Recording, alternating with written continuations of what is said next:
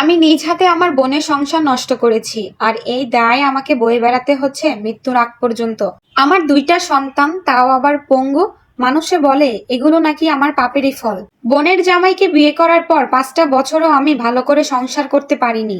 Ulcer, kidney damage হয়ে আমার স্বামী বিয়ের 6 বছরের মাথায় মারা যান।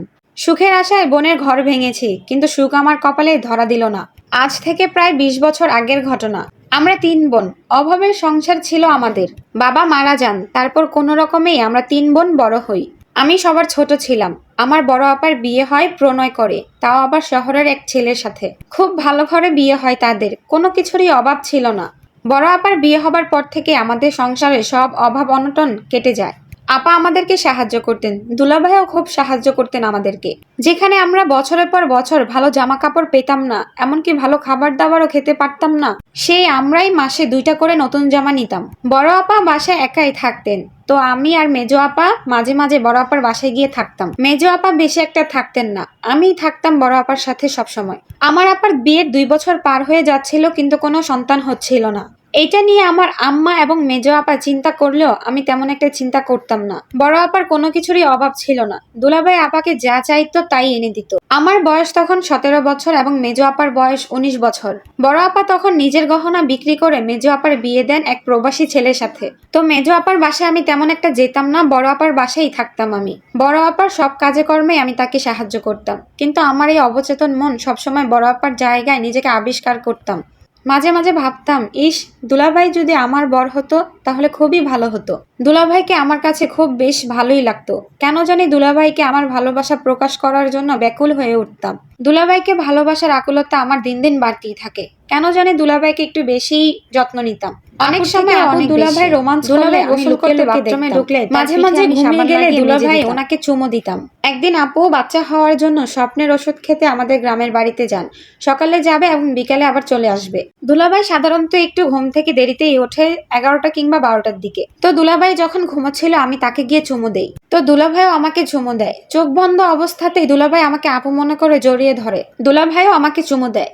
আমি উ করতেই দুলাভাই চোখ খুললে আমাকে দেখে ধাক্কা মেরে বলে, তুমি এখানে? আমি কিছু না বলেই দুলাভাই রুম থেকে দৌড়ে অন্য রুমে এসে বসে পড়ি। ততক্ষণে দুলাভাই আমাকে নাস্তা দিতে বলে, আমি তাকে নাস্তা দেই। তখন সে আমাকে বলে, তোমার কি কাজটা ঠিক হয়েছে? আমি তখন ওনাকে বললাম, ভাইয়া, আমি আপনাকে ভালোবেসে ফেলেছি। দুলাভাই তখন বলে, পাগল হয়েছো নাকি তুমি? আমি বললাম, এত কিছু বুঝি না, আমি ভালোবেসে ফেলেছি, আমি আপনাকে এটাই জানি। তোমার বোন যদি ব্যাপারটা জানতে পারে তাহলে কি হবে তুমি বুঝতে পারছো? যা হবার হোক, আমি কি করব বলুন?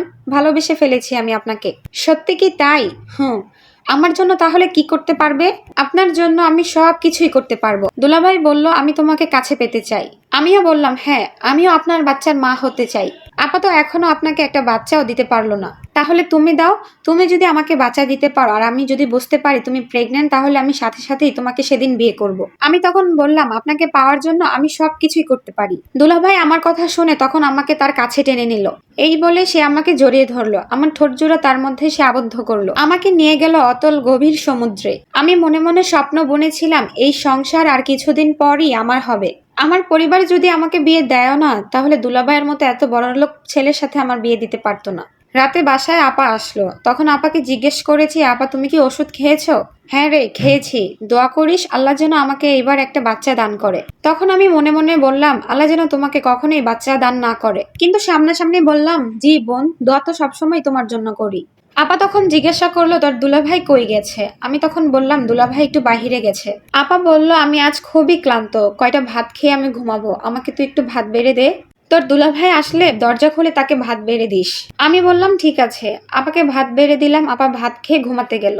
রাত 10টার দিকে দুলাভাই বাসায় আসলো, তখন দুলাভাইকে জিজ্ঞাসা করলাম, আমি আপনাকে ভাত বেড়ে দেই? দুলাভাই বলল, দাও। দুলাভাই বসে ভাত খাচ্ছেন, আমি তার পাশে বসে তাকে দেখছি। আমি তখন তাকে বললাম, আমাকে কয়েক লোকমা খাইয়ে দিন। সে তখন রাজি হচ্ছিল না, তো জোরাজুরি করার পর তারপর সে আমাকে খাইয়ে দিল। আমি তাকে বললাম, আমার কিছু টাকা লাগবে, আমাকে কিছু টাকা দেন, আমি জামা কাপড় কিনবো। দুলাভাই তখন বলল, আজ রাতে তাহলে দরজা খোলা রেখো। আমি বললাম, আচ্ছা, খোলা রাখবো। তখন তিনি আমাকে 2000 টাকা দিলেন। রাতে আমি দরজা খোলা রাখলাম, গভীর রাতে তিনি আমার রুমে আসলেন, কিন্তু আমার পিরিয়ড হয়ে যাওয়াতে তার সাথে আমার তখন কিছুই হলো না। পিরিয়ড হলে সাধারণত প্যাডের কথা আমি আমার আপাকে বলি, আপা দুলাভাইকে দিয়ে আনা, কিন্তু পরের দিন দুলাভাই বাইরে যাওয়ার সময় তাকে বলি আমার জন্য প্যাড নিয়ে আসিয়েন। তিনি রাতে ঘরে ফেরার সময় 2 প্যাকেট প্যাড নিয়ে আসলেন আমার জন্য। ইদানিং আপার সাথে দুলাভাইকে বেশি সময় কাটাতে আমি দেই না।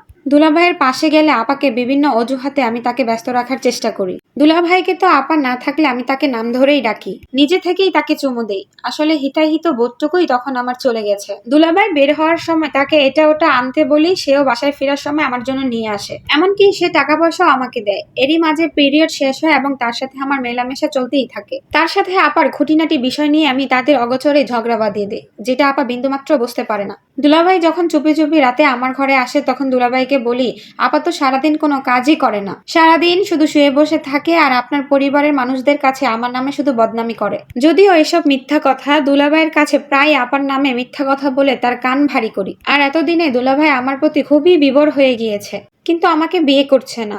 আমি এর মধ্যে কনসেপ্ট করারও চেষ্টা করছি। একবার আপা দুলাভাইয়ের সাথে ঝগড়া করে রাগ করে আমার খালার বাসায় গিয়ে ওঠে। আপা তার সাথে আমাকে যেতে বলে, কিন্তু আমি অসুস্থতার অজুহাত দিয়ে তার সাথে যাই না। তখন আমার আর দুলাভাইয়ের সময়টা খুবই ভালো কেটেছিল। আপার রুমেই থাকতাম আমি, আপার যত রকমের শাড়ি ছিল সবকিছুই পরতাম আমি। মনে মনে চাইতাম আপা আর কোনোদিনও না আসুক, কিন্তু মিনিমাম 5 দিন পর আপা আবার ঠিকই চলে আসে। তখন আমার সুখটাও শেষ হয়ে যায়।